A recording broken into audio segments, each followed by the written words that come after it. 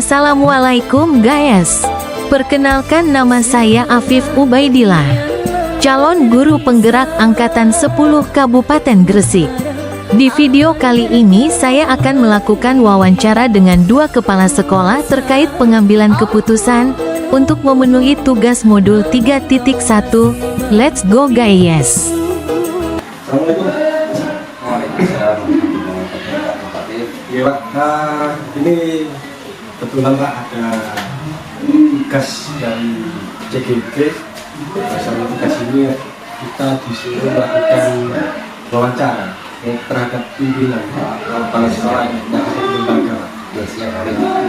Jadi dari kegiatan ini nanti diharapkan saya itu dapat mendapatkan sebuah wacana atau praktek pengambilan keputusan yang selama ini sudah dijalankan oleh Pak Safrudin di sekolah.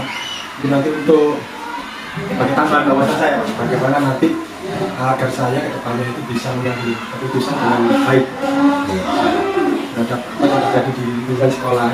Hal ini itu yang terkait dengan dilema etika.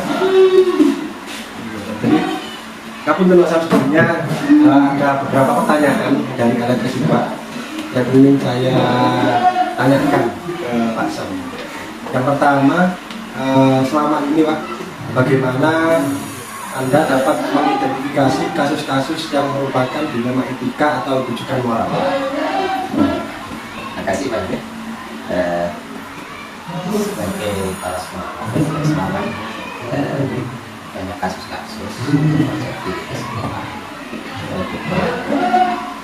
Kasus itu menyangkut anak didik yang agar pendidikan. Membedakan kasus itu etika atau rujukan moral itu perlu saya harus mengidentifikasi kasus tersebut dengan melakukan secara cermat. Kemudian dari jawaban-jawaban sampai saya peroleh itu saya bisa menyimpulkan dengan aturan saya tentang kalau kasus-kasus tersebut adalah kasus-kasus yang benar dan sulit untuk diambil salah satu keputusan, tetapi kasus-kasus tersebut tidak berbenturan dengan peraturan perundang-undangan dan norma yang ada, maka itu juga termasuk dilema etika. Akan tapi apabila kasus-kasus tersebut setelah saya identifikasi kemudian berbenturan dengan peraturan perundang-undangan atau norma-norma yang ada, itu menurut saya merupakan rujukan moral. Dan itu juga sering terjadi. Sebab itu sangat menggunakan atau Iya, tapi identifikasinya ada beberapa langkah ya Pak yang dilakukan agar bisa diketahui apakah ini termasuk dilema etika atau termasuk rujukan moral. Iya, Akan nanti hampir mirip antara dilema etika dan rujukan moral. karena ini untuk apa?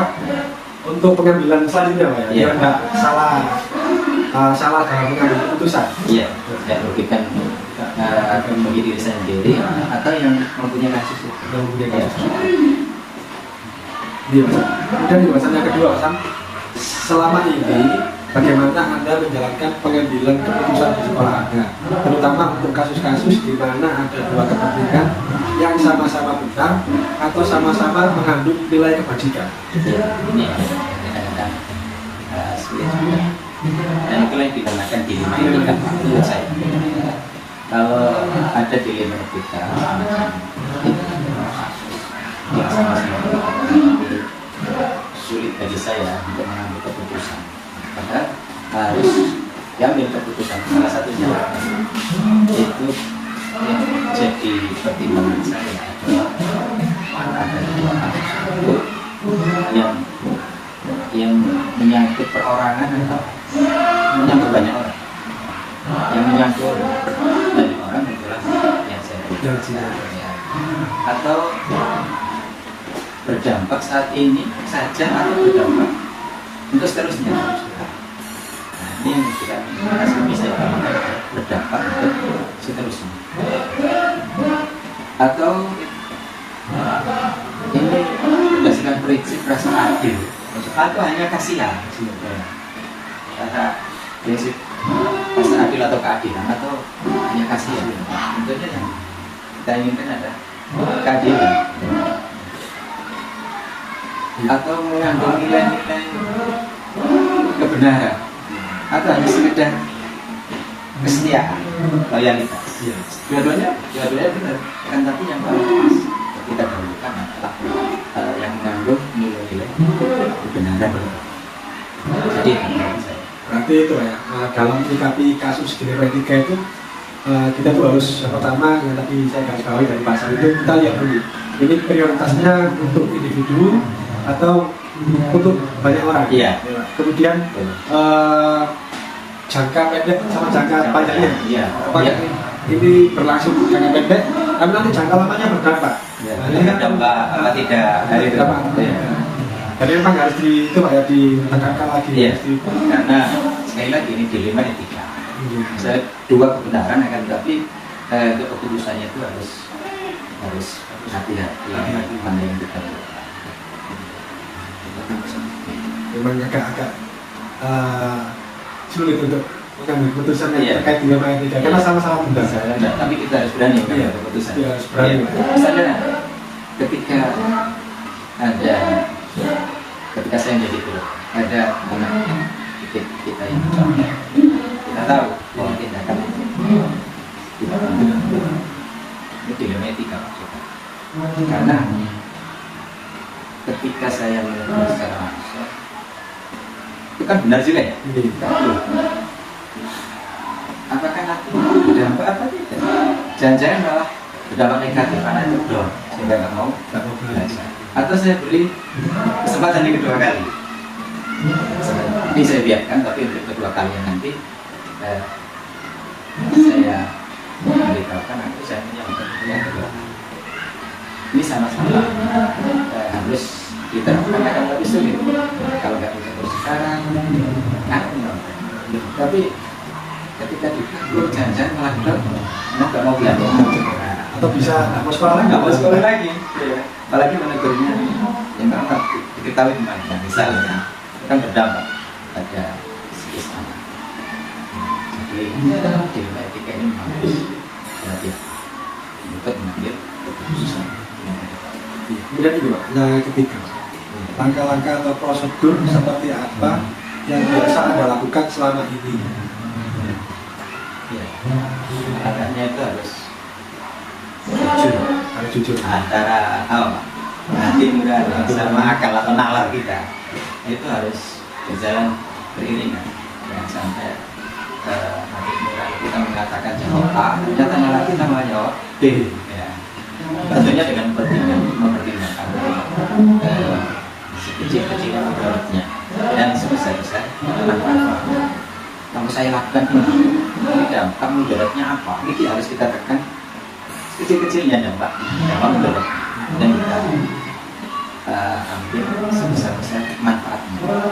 Memang dua keputusan yang memang sangat dilematis, tapi yang kita ambil adalah sebesar-besar manfaatnya meskipun ada mudaratnya, tapi mudaratnya kita tekan sedikit. Atau itu Pak Fib, kita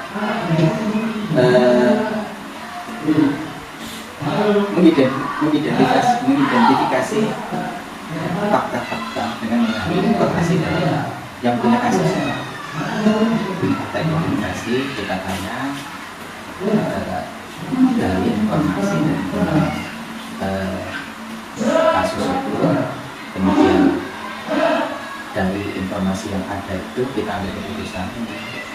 Keputusan itu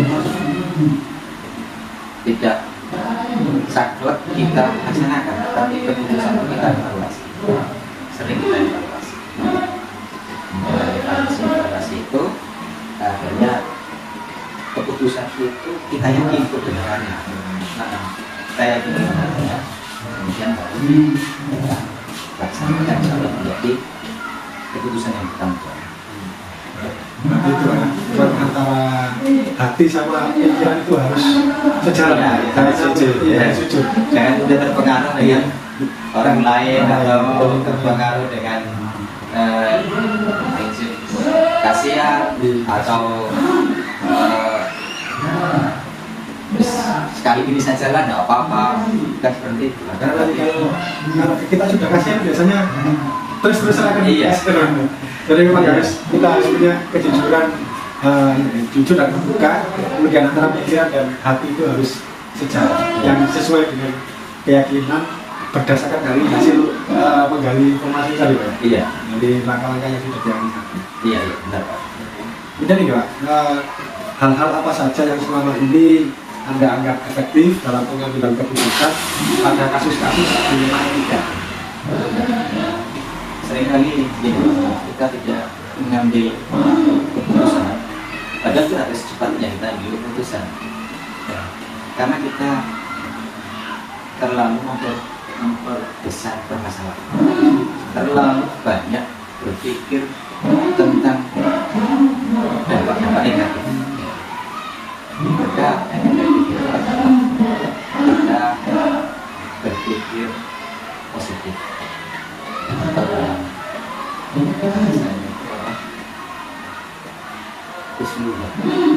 Ya, menyederhanakan permasalahan, dan yakin bahwa semua permasalahan itu pasti ada solusi. Meskipun dampaknya ada dampak positif, ada dampak negatif, tapi yang lagi kita meminimalkan dampak negatif dan sebaliknya membesar dampak positif. Kita harus berani risiko dari dampak negatif yang ini. Jadi intinya berpikir positif atau ya betul, menyederhanakan permasalahan sehingga bisa cepat diambil. Sambil menekan pikiran itu. Iya betul Pak. Ditekan sebisa mungkin. Kadang-kadang jangan gitu. Jangan dulunya begini. Jangan pasti ada semacam itu akan, tapi nanti kita evaluasi dan kita bisa berjalan lagi mengatasi dari dampak negatif yang sudah kita tekan seminggu. Nggak mungkin keputusan itu baik semuanya bagi semua orang, ya. Pasti ada yang kurang puas dari keputusan kita. Iya Mas Sam. Berikutnya Mas Sam, hal-hal apa saja yang selama ini merupakan tantangan dalam pengambilan keputusan pada kasus-kasus dilema etika? Iya, tantangannya itu kadang sulit untuk memuaskan semua orang, yang punya kasus yang sama itu. Ya. Belum tentu keputusan Bapak yang sudah saya anggap baik diterima oleh semua orang. Pasti ada yang nggak puas, Pak. Dan langkah-langkah untuk Bapak memuaskan yang nggak puas tadi agar menerima dengan lapang dada, terima dengan ikhlas. Itu ya, kita nggak boleh putus asa. Kita harus mendekatinya, memberikan pemahaman tentang keputusan itu, dan memberikan informasi bahwa keputusan itu sudah diterima sebagian besar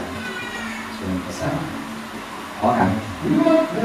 Jadi intinya sering berkomunikasi, ya, memberikan pemahaman dengan seseorang yang belum menerima keputusan kita, menerima, bukan bersifat antagonis malahan wahid, ini bisa malah itu, bisa pengaruh yang lain, atau ketika dia menginformasikan keputusan itu keluar, mungkin mereka orang-orang yang tidak paham tidak bisa terkena hanya juga, dan artinya bisa menghambat keputusan. Jadi memang tantangannya itu kita tidak bisa memuaskan semua pihak, tidak bisa. Bisa memuaskan semua pihak. Mungkin ada satu yang nggak puas, ada dua yang nggak puas, dan Pak Sam tadi menyampaikan kita harus melakukan pendekatan terhadap orang-orang yang kontra, yang masih kontra dengan keputusan yang sudah diambil, harus dilakukan pendekatan secara intens, kemudian diberikan pemahaman-pemahaman yang sesuai, yang nantinya itu tidak menjadi pengaruh bagi yang lain. Yang lain, ya betul. Kalau mereka sudah paham, maka keputusan itu harus diterima, tidak ada, dan insya Allah secepatnya bisa melaksanakan program sekolah yang sudah direncanakan bersama. Iya Mas. Yang berikutnya Mas, apakah Anda memiliki sebuah katakanlah atau jadwal tertentu dalam sebuah penyelesaian kasus di rumah etika? Apakah Anda langsung menyelesaikan di tempat atau memiliki sebuah jadwal untuk menyelesaikannya? Bentuk atau prosedur seperti apa yang Anda jalankan? Selama ini tidak ada jadwal tertentu. Cuma saya mengikuti kasus-kasus mana kira-kira yang secepatnya memerlukan penyelesaian dan mana itu yang penting untuk secepatnya diselesaikan, karena kalau tidak secepatnya diselesaikan maka yang penting biasanya yang kita satu dua orang kami yang bukan, maka kalau nggak secepatnya diselesaikan itu akan menjadi dampak yang sangat buruk bagi lingkungan sekitar, terutama di lingkungan sekolah, sehingga akan mempengaruhi kinerja dari pendidik dan tenaga kependidikan dan berdampak kepada murid-murid kita. Apalagi kalau itu izin di luar lewat oleh tokoh masyarakat, maka bisa menyebabkan kepercayaan dari murid dan kepada masyarakat dan sekolah.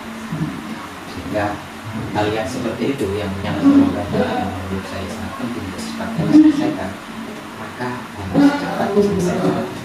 Jadi tidak ada jadwal khusus.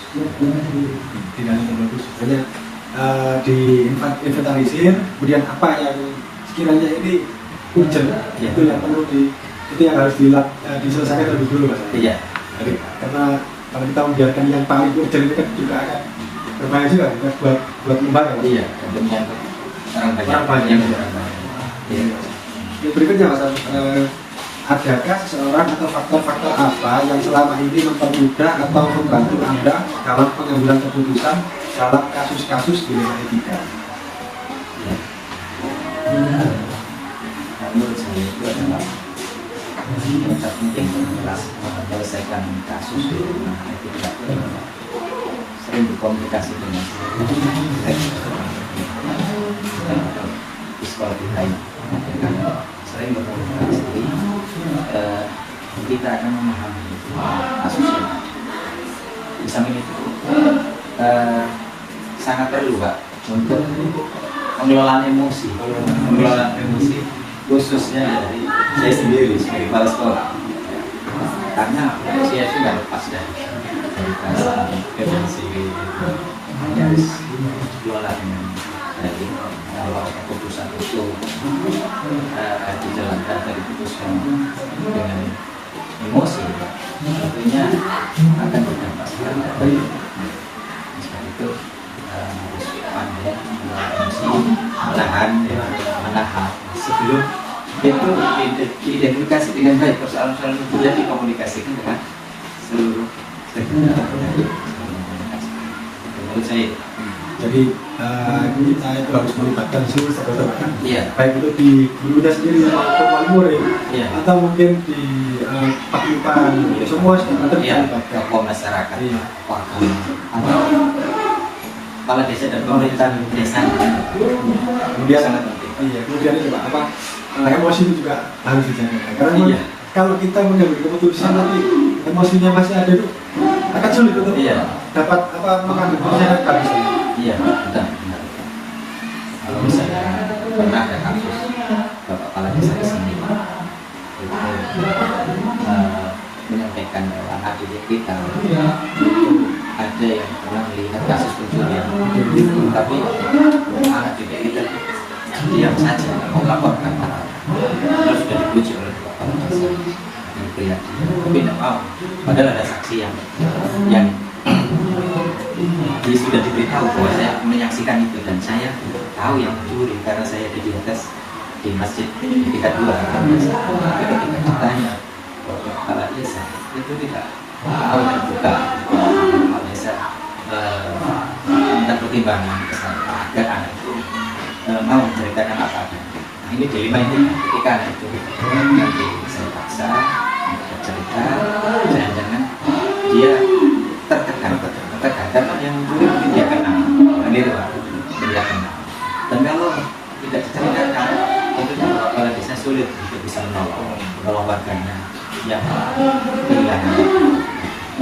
Ini harus benar-benar membutuhkan keputusan sifatnya dan tepat, agar anak itu tidak tertekan oleh si pencuri, atau bapak kepala desa bisa secepatnya memberikan pertolongan kepada anak. Terakhir, dari semua hal yang telah disampaikan, pembelajaran apa yang dapat dipetik dari pengalaman Anda saat mengambil keputusan di rumah etika? Ya, dalam mengambil keputusan, maka terlebih dahulu harus mengidentifikasi kasus. Ya, mengidentifikasi kasus-kasus yang ada, karena kasusnya lebih dari satu. Kemudian dilakukan dengan melakukan pengujian apakah kasus-kasus ini benar atau kasus itu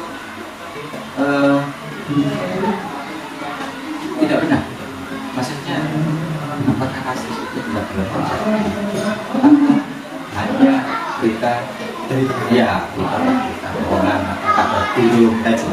Berarti harus ada pengalian informasi yang sedetail-detailnya, kemudian baru ambil keputusan. Kemudian keputusan itu kita tekan seminim mungkin, jangan sampai merugikan bagi tidak benar-benar bersama. Entah itu pada diri kita, pada guru kita, atau pada tenaga pendidikan. Ya Mas Sam, terima kasih Mas Sam sebelumnya atas wawancara pada pagi hari ini Mas Sam. Semoga dari apa yang disampaikan Pak Sam tadi itu nantinya dapat membuat saya mengetahui bagaimana membuat keputusan yang tepat berdasarkan dengan identifikasi dan juga pengaruh dari dalam diri Mas Sam. Iya. Agar nantinya saya dalam mengambil keputusan itu baik itu dalam pembelajaran maupun di luar pembelajaran itu bisa efektif, tepat, dan tidak merugikan orang lain. Iya. Saya kira itu Mas Sam untuk wawancara pada pagi hari. Terima kasih Mas Sam. Terima kasih Pak ya. Terima kasih kalau memang apa yang saya sampaikan tadi belum puas, bisa saya sharing Pak. Iya. Iya. Iya, siap. Terima kasih Pak. Iya. Selamat mudah-mudahan bisa mengambil keputusan di rumah etika itu tadi. Assalamualaikum warahmatullahi wabarakatuh. Mohon maaf Pak sebelumnya, ini berhubungan dengan 3 Pak. Di modul 3.1 ini saya disuruh untuk melakukan wawancara terhadap kepala sekolah dari luar. Untuk kali ini saya meminta izin ke Pak Arul untuk melakukan wawancara terkait pengambilan keputusan di rumah etika. Ini tujuannya agar nantinya saya dapat melakukan analisis dalam proses pengambilan keputusan. Kita mulai dari yang pertanyaan yang pertama, yang satu. Selama ini Pak, bagaimana Bapak dapat mengidentifikasi kasus-kasus yang merupakan dilema etika atau didikan moral? Ya, sekali kasus-kasus yang di sekolah sering saya tangani itu masalah misalkan konflik guru atau kurang miskomunikasi dan anak-anak di sekolah itu biasanya ada kasus dan mereka itu mempunyai kasus yang harus ditangani dan harus cepat pada kami. Kenapa? Kasus ini kan kasus sekolah, kasus sekolah. Kalau tidak ditangani langsung dan waktu itu juga membutuhkan waktu khusus dan tidak boleh ditunda-tunda, harus cepat diselesaikan. Dan sering pemecahan ini menimbulkan dilema, dilemanya begini. Dilemanya kan anak satu benar, menganggap benar, anak satu menganggap benar. Itu harus kita teliti juga, kita diagnosa mana yang benar, mana yang salah. Tidak boleh dianggap benar semua. Dan itu menyangkut keadilan juga untuk siswa.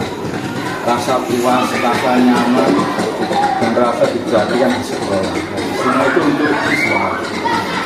Jadi harus memperhatikan rasa keadilan juga. Iya, rasa keadilan. Karena memang dilema etika itu kan antara benar dengan benar. Nah, iya, betul. Tapi kita harus melakukan identifikasi yang lebih dalam lagi. Harus tahu benar dan salah. Iya. Untuk yang nomor 2, Pak. Selama ini bagaimana Bapak menjalankan pengambilan keputusan di sekolah, terutama untuk kasus-kasus di mana ada dua kepentingan yang sama-sama benar atau sama-sama mengandung nilai kebajikan. Ya. Jadi kita cari dulu permasalahannya, kita diagnosa dulu mana yang paling benar dan bisa didukung oleh banyak suara. Dan itu harus menyangkut hati nurani juga. Hati nurani kita kan manusia, ada moral dan etika gitu, yang kita tinggi. Dan kita cari mana yang paling baik dan paling adil dan bisa didukung oleh banyak atau mendukung di musyawarah itu. Itu aja. Harus dicari yang paling baik ya. Dan memang antara hati sama pikiran itu harus selaras. Iya, selaras, betul. Harus selaras. Ada akhlak, ada etika, ada moral. Yang nomor 3, baru langkah-langkah atau prosedur seperti apa yang biasa Anda lakukan selama ini? Langkah-langkah ada billing Pak ya? Iya, langkah-langkahnya kita harus tahu dulu permasalahannya apa, ya.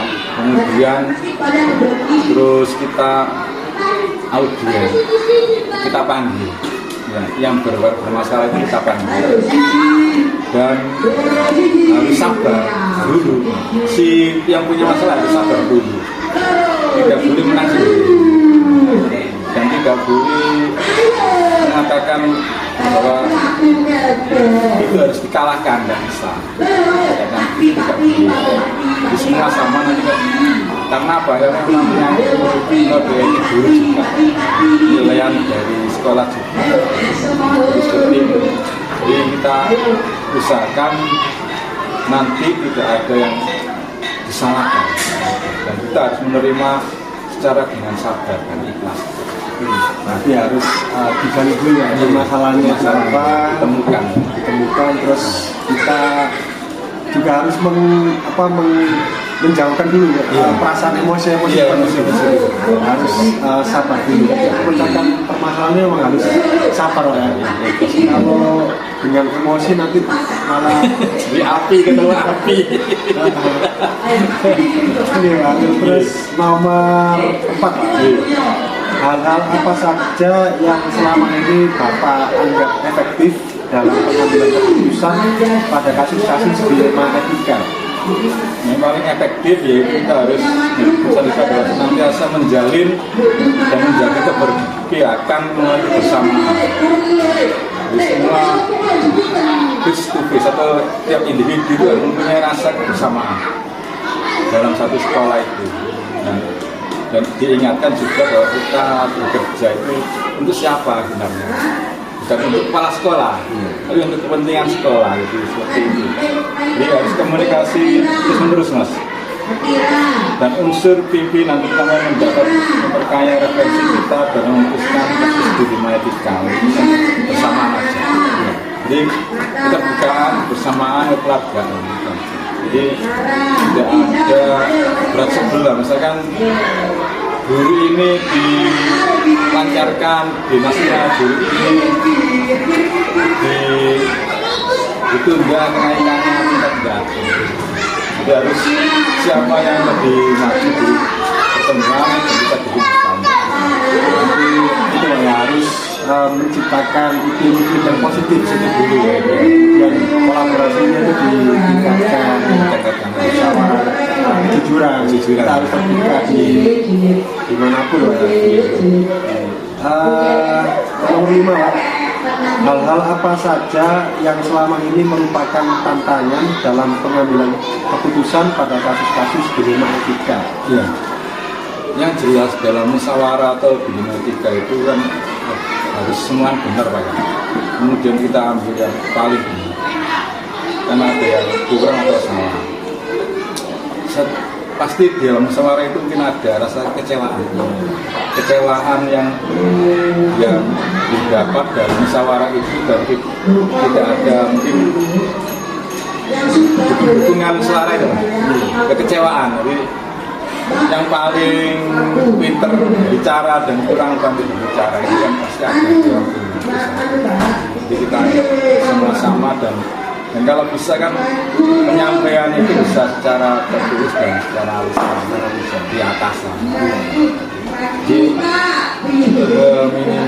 meminimalisir kekecewaan, jadi kita harus terbuka dulu, tidak ada rasa takut di atas. Kalau ada kekurangan bilang ada kekurangan juga bisa sungkan lah. Jadi tantangan itu sudah pasti ada dalam bermusyawarah atau dalam mengambil keputusan terkait dengan pasti ada tantangan. Terus dari tantangan itu kita itu harus ya sering berkomunikasi juga. Jangan sampai tantangan yang ada itu nanti dipendam dalam hati, terus sampai gundel atau rasa yang nomor 6 Pak. Apakah Bapak memiliki sebuah tata kala atau jadwal tertentu dalam sebuah penyelesaian kasus dilema etika? Apakah Anda langsung menyelesaikan di tempat atau memiliki sebuah jadwal untuk menyelesaikannya? Bentuk atau prosedur seperti apa yang Bapak jelaskan? Nah, prosedurnya itu melihat tingkat kasusnya. Kalau terlalu berat bisa membutuhkan waktu yang lama. Jadi saya sebagai kepala sekolah itu harus sabar dulu, menenangkan hati dan pikiran. Jangan sampai saya terbawa emosi juga.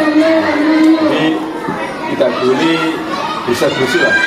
Ya, kalau seandainya kesenangan ya langsung kita panggil, kita tanya ada apa masalahnya. Jangan sampai nanti timbul fitnah atau salah tidak prasangka sehingga timbul oras gitu, pernyataan yang keliru gitu, sehingga sulit sekali untuk menenteramkan warga sekolah atau bukan ini. Tapi dari beberapa kasus dilema etika itu dipilih dulu Pak, mana yang paling urgent untuk diselesaikan lebih dulu. Jadi biar kasus tersebut tidak sampai bertambah besar. Nah, kalau tidak cepat diselesaikan itu nanti takutnya nanti akan merembet kemana-mana. Waktu iya. Seperti itu Pak. Iya. Lalu untuk nomor 7 Pak. Adakah seseorang atau faktor-faktor apa yang selama ini mempermudah atau membantu Anda dalam pengambilan keputusan dalam kasus-kasus dilema etika?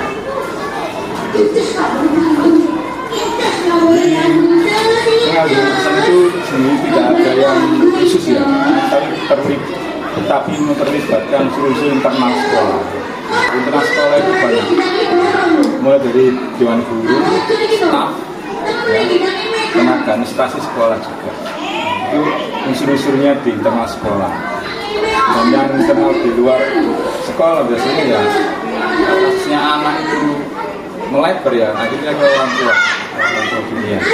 Artinya dalam penanyaan atau pengambilan keputusan terhadap dilema etika ini, Pak Ariel selalu melibatkan stakeholder yang ada di semua, dari unsur guru, unsur siswa, paguyuban maupun komite mungkin Pak ya.